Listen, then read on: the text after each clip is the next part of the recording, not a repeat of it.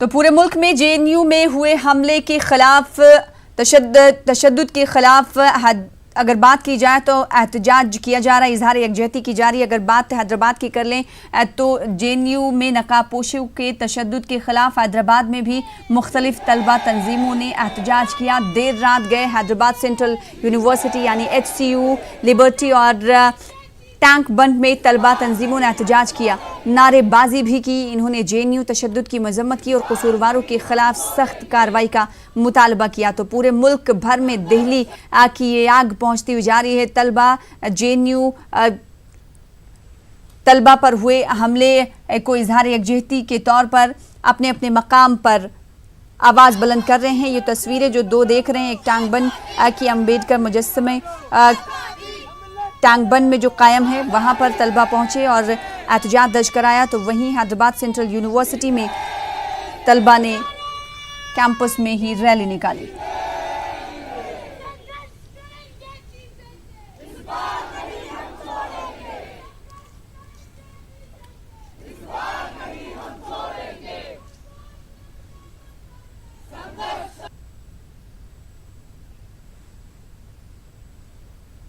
तो पूरे मुल्क में अब जेएनयू तलबा यूनियन के एहतजाज की आंच अब पूरे मुल्क में पहुंचती हुई जा रही है। तलबा इजहार यकजहती के तौर पर अपने अपने कैंपस में और कैंपस के बाहर एहतजाज करें। लगातार हम तस्वीरें दिखा रहे हैं। इस बीच हमारे नुमाइंदे शंकर आनंद ने जेएनयू के तलबा से बातचीत की है। आइए आपको दिखाते हैं उनका क्या कुछ कहना है।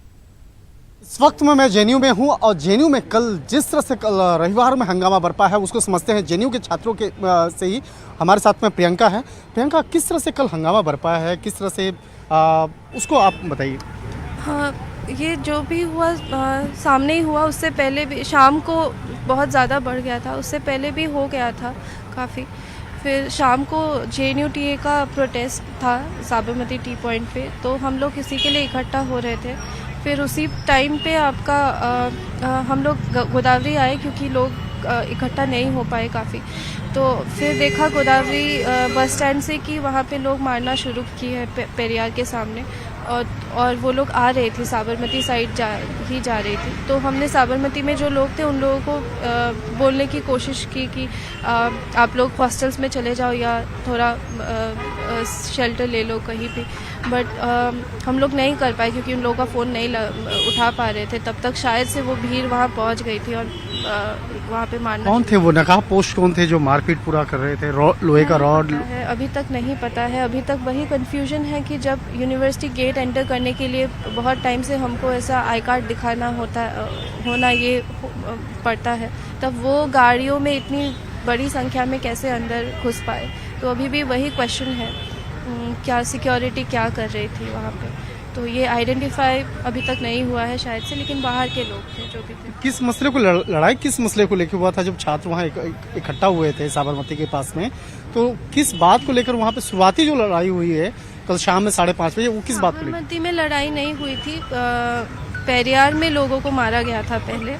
तो वहाँ पे शायद से वो लोग रजिस्ट्रेशन के लिए ही बोल रहे थे। जितना अभी तक सुनने को मिला है कि वो लोग पूछ रहे थे रजिस्टर किया है, नहीं किया है तो मार रहे थे। तो कौन लोग? जो बाहर के जो लोग थे, चेहरा उनका ढका हुआ था, तो नहीं पता है एग्जैक्टली कौन इंडिविजुअली कौन लोग हैं। तो बाहर के या कैंपस के जो भी लोग हैं, जितना हम अभी तक है तो बाहर के ही शायद। जेएनयू के अंदर किस तरह का माहौल है? काफ़ी छात्र वहाँ डरे हुए हैं या क्या? अभी सब लोग डरे हुए हैं, सब लोग हैरान हैं कि ये कैसे क्या ये हुआ है। बहुत हद तक पता था क्योंकि जेएनयू क्योंकि जामिया और एएमयू में बहुत हद तक पता ही था, क्योंकि जामिया एएमयू में और एएमयू ये सब में ऑलरेडी हो चुका है ये चीज़। अभी वायलेंस को बहुत ज़्यादा नॉर्मलाइज कर दिया गया है। तो उसके बाद जब कल हुआ तो सबको यही वो मतलब दिमाग में घूम रहा था कि जामिया यहाँ पे भी ये चीज़ हो रहा है, तो हम अभी हमारी बारी है। तो वाकई में ये डर खौफ जो चेहरे पे बकायदा देखा जा सकता है, समझा जा सकता है कि जिस तरह से कल जेएनयू के अंदर में वो हंगामा हुआ है, अब कई छात्र जो हैं बकायदा अंदर में भी काफ़ी डरे हुए हैं। हालांकि पुलिस इस मामले की तफ्तीश में जुटी है कि आखिर वो कौन लोग थे जो नकाब पहन करके अंदर में जेएनयू के अंदर में छात्रों के साथ में मारपीट के मामले को अंजाम दिया। वीडियो जर्नलिस्ट वैभव के साथ शंकर आनंद, न्यूज 18 जेएनयू कैंपस। जेएनयू में नकाब पोशों के हमले से मुल्क भर में सनसनी फैल गई है। वजारत दाखिला ने इस पूरे मामले का सख्त नोटिस लिया है और दिल्ली पुलिस से रिपोर्ट मांगी है। आखिर ये नकाब पोश कौन थे, कहां से आए थे और इन्होंने तलबा और असातिज़ा को निशाना बनाया, इसका जायजा लिया हमारे नुमाइंदे शंकर आनंद ने। रविवार शाम तकरीबन 5:30 बजे अखिल भारतीय विद्यार्थी परिषद जो छात्र संघ है, इसके साथ ही लेफ्ट विंग से जुड़े छात्र संघ में आपस में मारपीट हुई, जिसके चलते 15 से ज़्यादा छात्र छात्राएं घायल हुए। लेकिन आपको मैं इस वक्त में दिखाना चाहता हूं कि ये जेएनयू का मुख्य द्वार है, जहां पर इसी मार्ग से अंदर प्रवेश होते हैं और अंदर प्रवेश होते ही आप देख सकते हैं वहाँ एक रिसेप्शन जैसा बना हुआ है। वहाँ पहुँचने के बाद वहाँ पर कोई भी अंदर प्रवेश करने से पहले उनको अपनी जानकारी देनी होती है और अगर अंदर से कोई छात्र अगर कंफर्म कराता है उसके बाद ही अंदर आप जा सकते हैं। लेकिन कल जिस तरह से यहाँ पर मारपीट हुई उसमें कई ऐसे लोग को देखा गया जो नकाबपोश थे और वो नकाबपोश हाथ में लोहे के रॉड और हाथ में डंडे लेके वहाँ पे थे। तो आखिर वो कौन लोग थे? क्या वो जेएनयू के छात्र थे या बाहर से आए हुए कोई गुंडे थे जिनको विशेष तौर पर मारपीट के लिए यहाँ पे बुलाया गया था? लिहाजा इस बात को ध्यान में रखते हुए यहाँ पर जो सुरक्षा व्यवस्था काफ़ी बढ़ाई गई है और इसके साथ ही जो दिल्ली पुलिस के जो जवान है बाकायदा उनको भी यहाँ पर तैनात किया गया। तो एक तरह से कहा जा सकता है कि आज जेएनयू कैंपस के अंदर में, जेएनयू के बाहर और इसके साथ ही जो पुलिस हेडक्वार्टर है, दिल्ली ITO स्थित पुलिस हेडक्वार्टर है, वहाँ पर भी आज काफ़ी सुरक्षा व्यवस्था वहाँ बढ़ाया गया है।